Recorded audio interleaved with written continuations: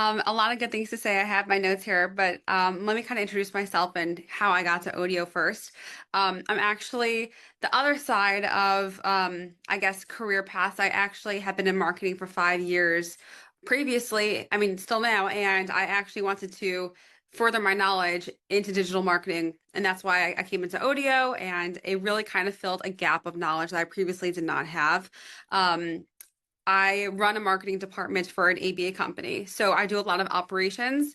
And the digital side was something that just irked me that I couldn't like figure it out on my own. I took like YouTube classes and, really tried to figure it out. And then once I saw the Ami ad last year, I did it in May. The Ami ad in May. I did the summer cohort, and since then I hired someone and have been like managing someone that's actually doing the digital marketing. So it really has brought a lot of knowledge to myself and being able to manage somebody else that actually does the work as well. So that's a little bit about myself. Wow, that's so strategic. I mean, I love the fact that you kind of really took your career up a few notches and what you're able to do, but also like I love the fact that you were just like you're that you did it just for the fact of even being able to manage someone else because so many. I mean, the owners must appreciate it because so many people are paying outside agencies and not knowing what they're paying for and not knowing how to measure it.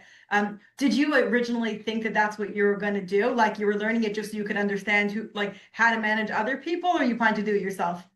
I planned to do it myself at first until I could hire someone, but eventually I did want to hire someone for it, and I don't know if I would necessarily do every technical aspect of what my team members do. It's just not my personality to do the small things, the very technical part of SEO itself, like the other student does, very technical coding, tagging, and like descriptions. A lot of like the technical side of SEO. That wasn't necessarily for me, but the knowledge itself was super, um, it really opened up like a whole new world of what is out there and what is needed for a company to actually run. So yeah, there's different parts of the course that I loved more than others. The technical side, I kind of it was very hard for me to understand the coding, how to really analyze ranking, doing competitor analysis between different websites, and how to really take that information and implement and actually make a better product for your client, basically. But when it came to SEM and search engine marketing, when we talked about Google Ads and how to position your messaging and how to really attract customers through like a pipeline and how to attract people to your ads. I love that part a lot more. So for people who either have a creative side and have a technical side, there is a spot for you.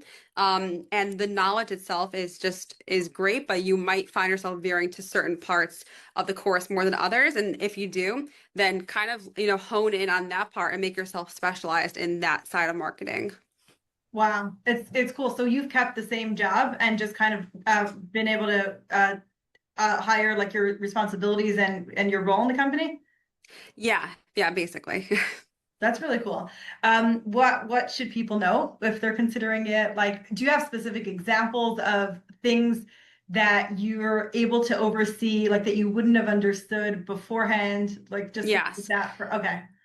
So when I still am learning every day because I'm using these terms every day, but let's say like a website is not being indexed, which means that Google is not like realizing that there's a page there, or they're not realizing there's content on a page. You have to, work with your developers or work on how to do it yourself to basically make each section of your website indexed by Google, so they know that, oh, there's content here, there's images here, there's information here that we need to know to make this like on Google, because if they don't know that it's there, then no one's going to know it's there. So using a lot of those, I guess the vocabulary when talking to developers, and realizing this should be tagged this way, this should be tagged this way. You should categorize yourself as a local business, so you're seen locally. The small things really make a difference. And I don't necessarily do the analyzing, but in order to, make those projects work smoothly with the developers and the team members, you kind of have to have that overall knowledge and skills. Wow. So it really widened your ability, your breadth, of what you're capable of managing and overseeing. And